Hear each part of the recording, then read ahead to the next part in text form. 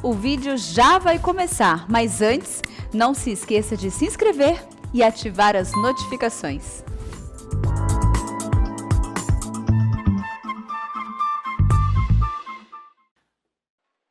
Irmãos queridos, nós vamos então abrir a palavra de Deus em 3 textos das Escrituras. O primeiro deles está em 1ª carta de Pedro, capítulo 1. Peço que você abra, por favor. 1ª carta de Pedro, capítulo 1, versos 18 a 21.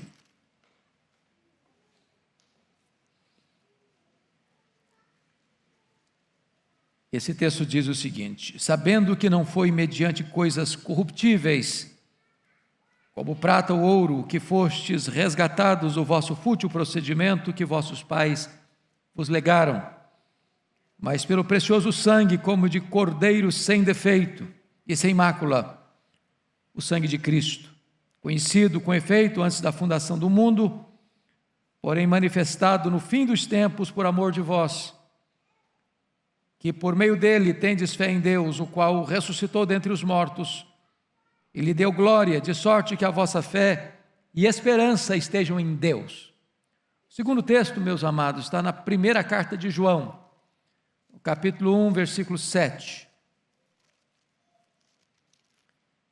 Está escrito o seguinte: se porém andarmos na luz, como ele está na luz, mantemos comunhão uns com os outros, e o sangue de Jesus, seu Filho, nos purifica de todo o pecado.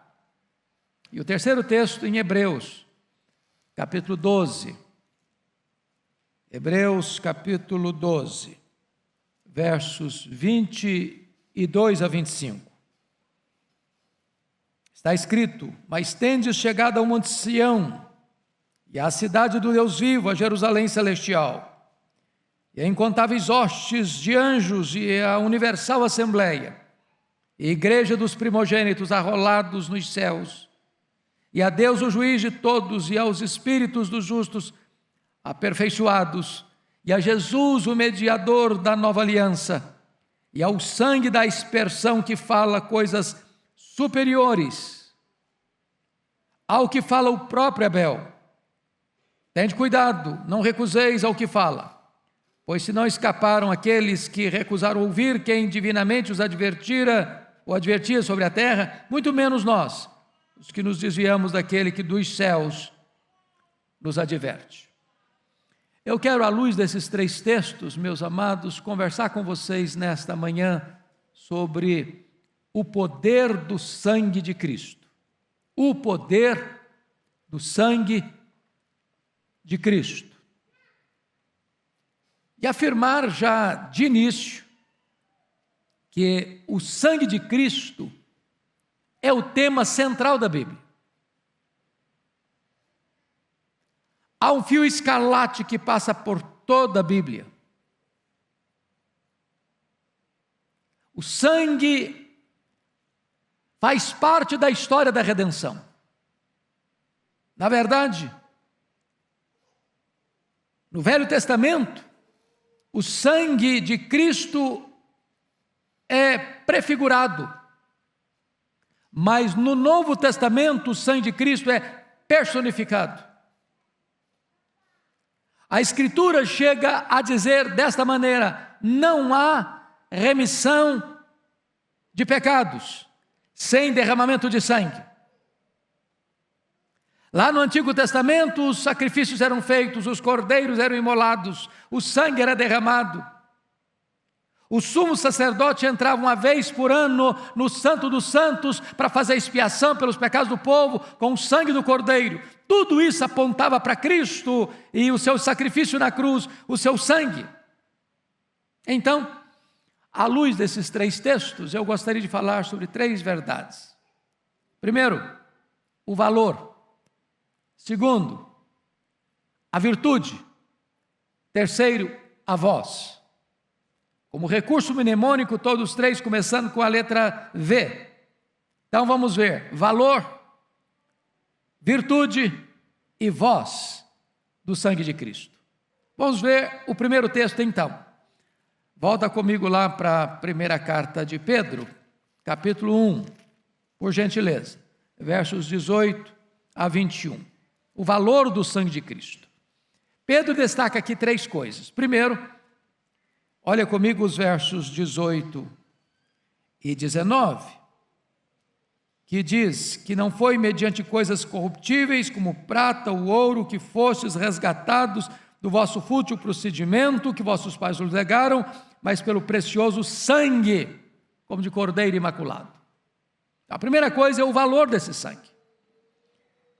Veja vocês que Pedro vai usar os 2 metais mais preciosos e usados na época e ainda hoje, para aquisição, para compra, para você adquirir bens.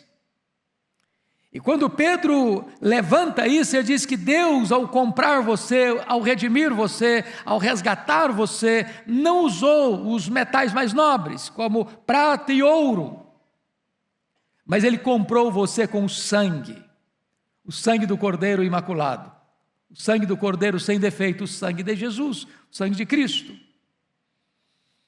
Ou seja, meus amados irmãos, se nós estamos salvos, não estamos salvos porque tentamos comprar a nossa salvação com dinheiro, com obras, com méritos, com realizações humanas, com o nosso religiosismo, com os nossos rituais sagrados.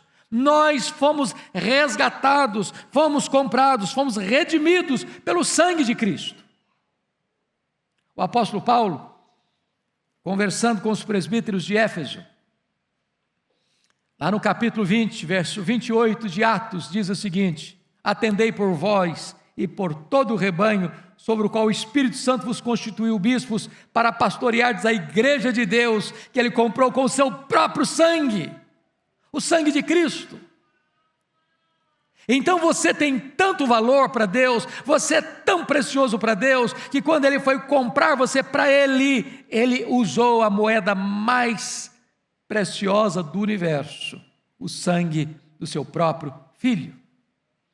Segundo lugar, seu valor é indispensável, porque veja vocês no verso 19 que Ele nos resgatou do nosso fútil procedimento pelo precioso sangue de Cristo. E quando eu olho para a Escritura e vejo que não há remissão de pecados sem derramamento de sangue, e sangue de touros e de bodes e de cordeiros não podem nos resgatar do nosso fútil procedimento, tudo isso que acontecera há séculos e séculos na história da redenção era pedagógico e era profético, e isto apontava para o grande sacrifício, único sacrifício, cabal sacrifício, irrepetível sacrifício realizado na cruz do Calvário. Está representando para nós algo sublime, que Deus, sendo Deus, não encontrou nenhum outro meio de salvar você a não ser pela morte do seu Filho. E é por isso que o Antigo Testamento vai prefigurando isso, desde Gênesis 3:21. Quando Adão e Eva pecaram, tentaram se esconder de Deus, fizeram vestimentas de folhas, e Deus então vai sacrificar um animal e vai vesti-los de pele, e ali está a primeira prefiguração da expiação. Eles não podiam ser vestidos sem que um inocente fosse imolado por eles. E você vai encontrar isso depois em Gênesis 4:4, quando Abel traz a Deus um sacrifício das primícias do rebanho. E então a Bíblia diz que Deus aceitou Abel, e Deus aceitou o culto de Abel, porque o culto de Abel vem nessa mesma linha de que não há remissão de pecados sem derramamento de sangue. E você encontra lá em Gênesis capítulo 12, versículo 13, a instituição da Páscoa. Foi o momento da libertação de Israel, o maior símbolo da Escritura sobre a nossa redenção, quando Deus ordena a Moisés para que naquela noite ele imolasse um cordeiro para cada família e passasse o sangue desse cordeiro no batente das portas, porque naquela noite o anjo de Deus passaria e eliminaria no Egito todos os primogênitos, mas quando o anjo olhasse e visse o sangue no batente das portas, ele passaria por cima e não aplicaria o juízo. Deus não diz, quando eu ver o sofrimento do meu povo. Deus não diz, quando eu ver as virtudes do meu povo, ou Deus não diz, quando eu ver as obras do meu povo, ou quando eu ver a religiosidade do meu povo, não, quando eu ver o sangue, ou você está aí debaixo do sangue, ou não há salvação para você, ou você está debaixo do sangue e não há remissão de pecados para você, é o sangue que nos redime, é por causa do sangue que o juízo não é aplicado, é por causa do sangue é que ele nos poupa. Agora preste atenção, não é o cordeiro, nem a morte do cordeiro, nem mesmo o sangue do cordeiro, é o sangue aplicado. Em outras palavras, não basta você saber que Jesus é o Cordeiro de Deus, não basta você saber que Jesus é o Cordeiro Imaculado, não basta você saber que Jesus morreu na cruz, não basta você saber que Ele verteu o seu sangue, é necessário que você se aproprie do sacrifício dele para que você seja salvo. É necessário uma aplicação pessoal deste sangue na sua vida. Mas veja vocês ainda, meus amados irmãos, que o valor desse sangue é infinito. Pedro vai nos informar que é pelo precioso sangue como de cordeiro sem defeito e sem mácula, o sangue de Cristo, conhecido antes da fundação do mundo. A Bíblia diz que o cordeiro foi imolado, está lá em Apocalipse 13:8, antes da fundação do mundo. Sabe o que significa isso? Historicamente não. Historicamente o cordeiro foi imolado lá em Jerusalém, na festa da Páscoa, quando Jesus foi preso, foi julgado, foi condenado, foi pregado naquela cruz, historicamente. Mas nos decretos de Deus, nos planos de Deus, isso aconteceu antes da criação do mundo. E esse valor é infinito, primeiro porque Jesus é o Cordeiro de Deus.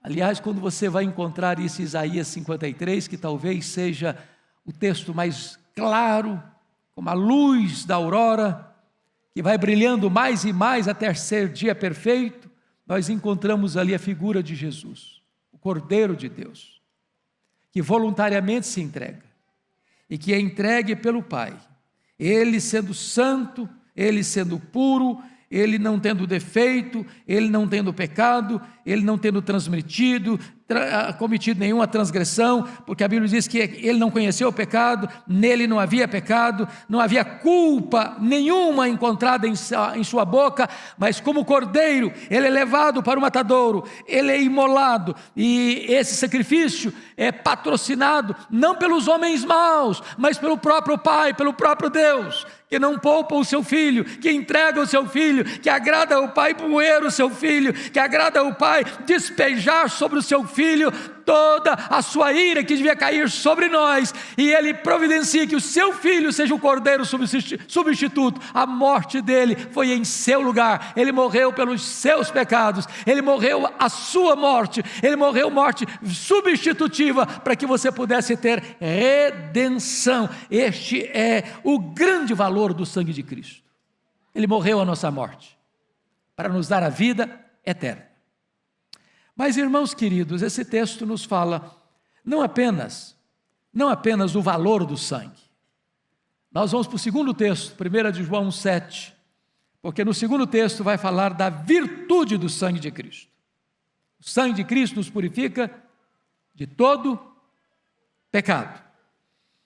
Então eu quero dizer para você algumas coisas aqui. Primeiro, que há poder no sangue de Cristo para lidar com a escravidão do pecado. A Bíblia diz que quem comete pecado, quem pratica o pecado, é escravo do pecado. Praticar é algo que você faz habitualmente, rotineiramente, constantemente, habitualmente. O homem é escravo do pecado. O pecado domina sobre ele. Ele é dominado. Ele vive na coleira. Ele vive sob algemas. São os vícios, são as mazelas. É o pecado que domina, é o pecado que reina no coração da pessoa. A pessoa não pode libertar ela mesma.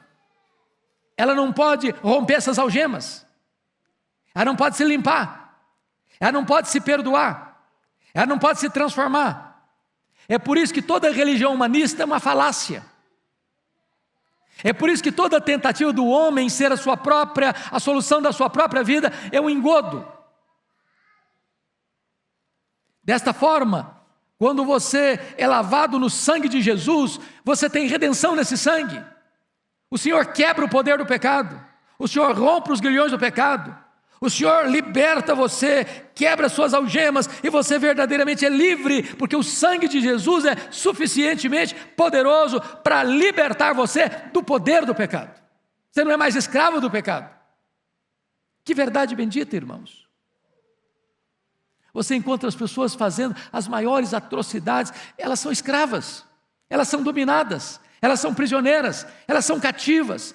O diabo mantém na casa dele os seus bens. O diabo tem um reino, é o reino das trevas, e as pessoas estão lá, debaixo da potestade de Satanás, até o momento em que você é lavado, é remido no sangue do Cordeiro, e você é liberto.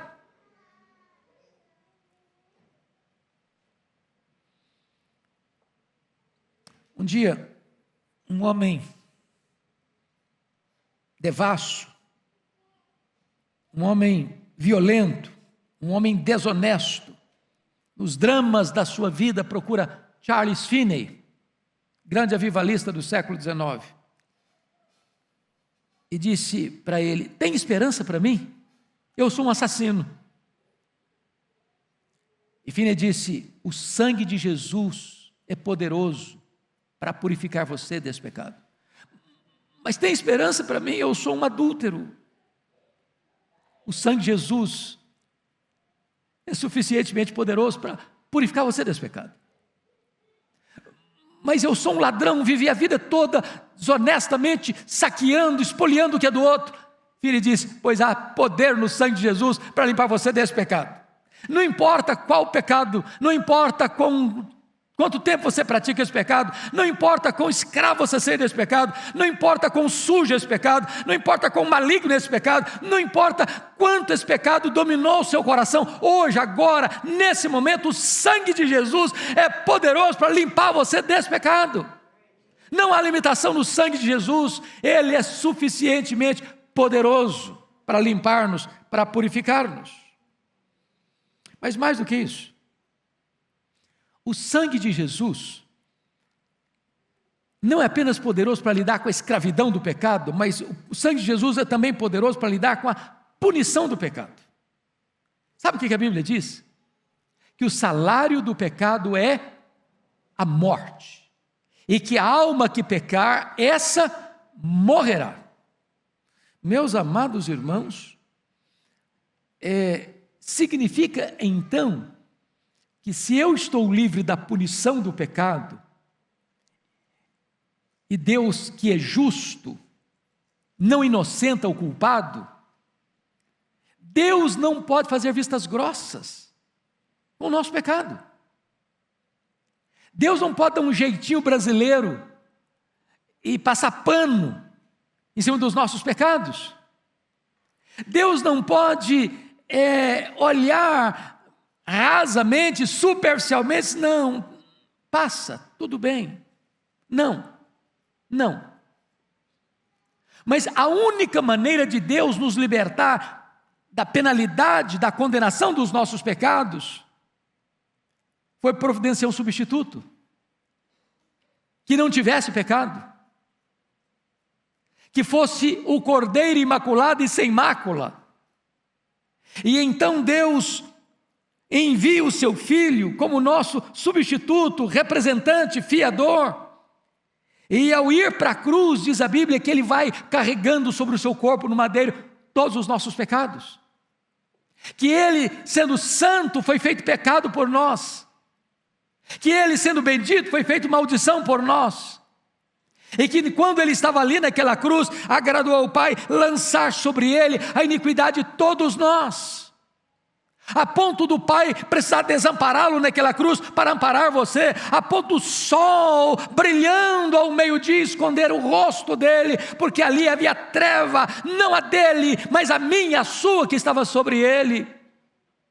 E ele sozinho bebe o cálice amargo da ira de Deus, que devia cair sobre a sua cabeça, sobre a minha cabeça. E quando ele morre, diz a Escritura que antes de morrer, ele dá um brado na cruz e diz: está pago, tetelestai, está consumado. Aquele que crê em mim não deve mais nada, eu estou levando sobre mim a condenação dele, e agora esta pessoa que crê em mim é justificada, nenhuma condenação a mais sobre a sua vida, porque Jesus recebeu a sentença de morte que eu devia receber, que você devia receber. Então o sangue de Jesus nos livra e nos liberta também da condenação do pecado. Ele morreu por você. Ele não morreu apenas para possibilitar a sua salvação, ele morreu no seu lugar. Ele levou sobre si a condenação que você devia receber. Isso me lembra da história da corrida pelo ouro na Califórnia, nos idos passados. E um homem trabalhava lá, quando a esposa e seu filho resolveram fazer uma viagem, muitos meses, anos sem ver o marido. E ela embarca para encontrar o marido, e houve um naufrágio, e muitas pessoas morreram. E no momento em que está aquela angústia toda, vem um bote, e estava a mulher e o seu filho se afogando, e disseram: olha, só tem espaço para uma pessoa. Se entrar mais uma, o barco naufraga, não tem como. E o filho disse: vai mamãe, vai você. Não, meu filho, eu já vivi muito. Vá você, você é jovem, você tem toda a vida pela frente. Naquela hora de decisão, a mãe disse assim para o filho: meu filho, se você viver para encontrar o seu pai, só dê um recado para ele: eu morri por você. Eu morri por você. Eu quero dizer para você hoje, nesta manhã, que Jesus lá do topo daquela cruz estava dizendo: eu morri por você, eu morri por você, eu morri por você. Ele levou sobre si a sua própria morte. Mas deixa eu lhe dizer em terceiro lugar, que há poder no sangue de Jesus para lidar também com a poluição do pecado. Irmãos, o pecado é sujo. Pecado polui, pecado macula, pecado é feio, pecado é horrendo aos olhos de Deus, pecado é maligníssimo, pecado é nódoa, é mancha. Mas a Bíblia diz que o sangue de Jesus nos purifica de quanto pecado? De todo pecado. Quantas pessoas atormentadas pela culpa, quantas pessoas desesperadas, adoecendo emocional e mentalmente por causa do chicote impiedoso da culpa, porque pecaram, estão sujas, enlameadas, atormentadas. Pois a Bíblia diz que ainda que os nossos pecados sejam vermelhos como o carmesim, eles se tornarão brancos como a neve. É isso que o sangue de Jesus Cristo faz. Então você que está aqui hoje, você que está nos assistindo, talvez você está aflito, aflita, angustiado, angustiada, você cometeu um erro, você cometeu um deslize, você cometeu um ato falho, você pecou, você caiu, você se sujou, você está na lama, você não sabe como fazer, pois o sangue de Jesus é poderoso para limpar você, para lavar você completamente. É o poder do sangue de Jesus.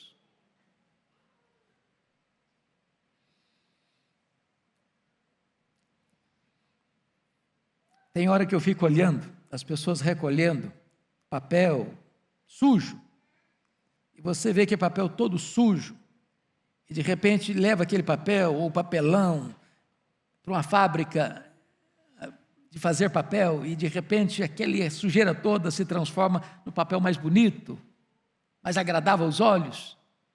Pois eu quero dizer para você que se a sua vida hoje é como um papel sujo que foi jogado no chão, pisado pelos homens, está cheio de lama, de sujeira, de mácula e de coisa que está prendendo você, amarrando você em práticas, em coisas que você faz, de vícios, de pornografia e tantas coisas mais, pois hoje, agora, não só Jesus pode libertar você desse vício, não só Jesus pode libertar você dessa prática, mas Jesus pode lavar, limpar o seu coração e até mesmo limpar você e libertar você das obras mortas da sua consciência.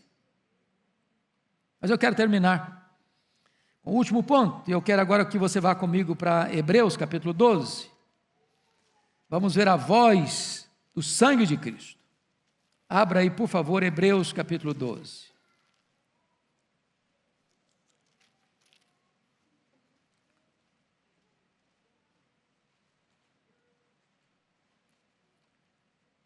Versículo 24, e a Jesus, o mediador da nova aliança, e ao sangue da aspersão que fala coisas superiores ao que fala o próprio Abel. Por que a menção de Abel aqui? Por que relatar aqui a voz do sangue de Cristo, colocando junto o sangue, a voz do sangue de Abel? Quando Abel foi assassinado pelo seu irmão Caim, e Deus chega para Caim, pergunta: onde está o teu irmão? E Caim, tentando evadir-se da culpa do seu pecado de assassinato, perguntou: porventura eu sou o guardador do meu irmão? E o Senhor respondeu desde os céus: o sangue de Caim clama aos céus. A voz do sangue de Abel era a voz da vingança, clamava vingança. Mas a voz do sangue de Jesus grita por perdão para você e para mim. Ele estava vertendo o seu sangue na cruz, ele diz: Pai, perdoa-lhes, porque não sabe o que fazem. Ele estava no topo daquela cruz, ele diz: Pai, está consumado. Em outras palavras, eu estou vertendo meu sangue aqui, para que aqueles que creem em mim sejam completamente perdoados e redimidos. Então, a primeira coisa, amados, é que a voz do perdão. Talvez você hoje entrou aqui, ou você que está nos assistindo, ainda carrega pesos na sua consciência, por aquilo que você fez. Talvez lá no passado distante, ou quem sabe num passado recente. Você não tem paz, você tem pesadelos, perturbação. O diabo joga na sua cara todo dia esse erro, essa transgressão. E talvez você se lembre oportunamente do que o diabo fez com Martinho Lutero, quando apareceu para ele com a lista de pecados horrendos que ele havia praticado. E Lutero lidava demais com esses dramas de consciência, antes da sua salvação, antes da sua conversão, no confessionário, todo dia no confessionário. E o diabo aparece para ele: olha, é isso, é aquilo outro que você fez. Isso em sonho. E Lutero, então, mesmo no sonho, disse: é verdade, diabo, é verdade, Satanás, eu fiz isso tudo mesmo. Essa lista é verdadeira. Só tem um detalhe que não está aí: é que o sangue de Jesus me purifica de todo o pecado. É que a voz do sangue de Jesus bradou para o meu perdão. Então eu quero, em nome de Jesus hoje, que você se aproprie desta voz do perdão, do sangue do Cordeiro para a sua vida. Saia daqui perdoado, leve, sem fardo, com a sua consciência livre, com os seus pecados perdoados e com o seu nome garantido no livro da vida. Mas em segundo lugar, a voz do sangue é a voz da paz.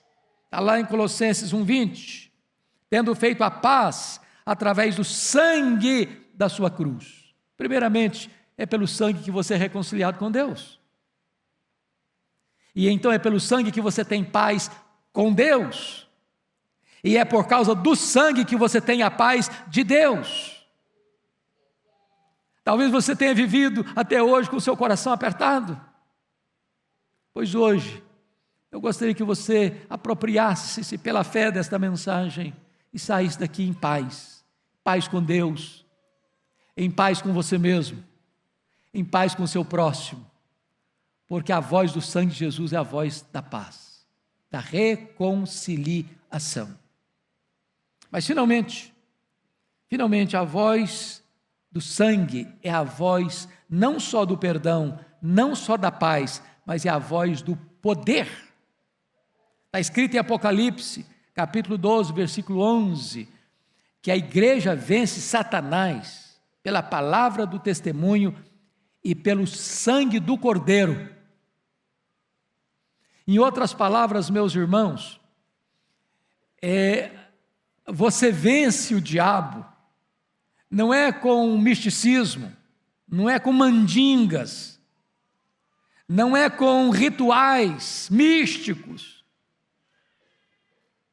Você vence Satanás pelo sangue do Cordeiro, é quando você compreende o que foi a cruz, é pelo sacrifício de Cristo, é você entender que Ele derramou o seu sangue para libertar você, para comprar você, para libertar você, para purificar você, para apresentar você a Deus imaculado.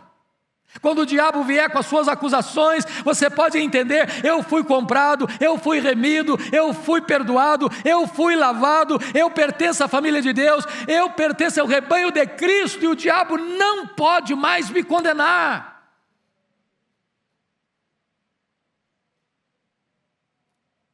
Oh, amados irmãos, se você e eu estamos hoje debaixo do sangue de Jesus, nós estamos protegidos. O juízo não vem sobre a sua cabeça, não há condenação sobre você, porque o juízo que devia cair sobre você, caiu sobre Jesus, por isso Ele verteu o seu sangue.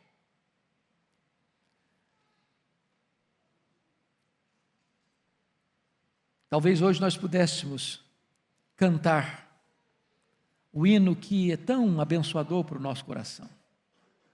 Bendito seja o Cordeiro, que na cruz por nós padeceu. Bendito seja o seu sangue, que ali por nós Ele verteu. Talvez hoje nós pudéssemos cantar: alvo mais que a neve, alvo mais que a neve. Sim, nesse sangue lavado, mais alvo do que a neve, eu estou.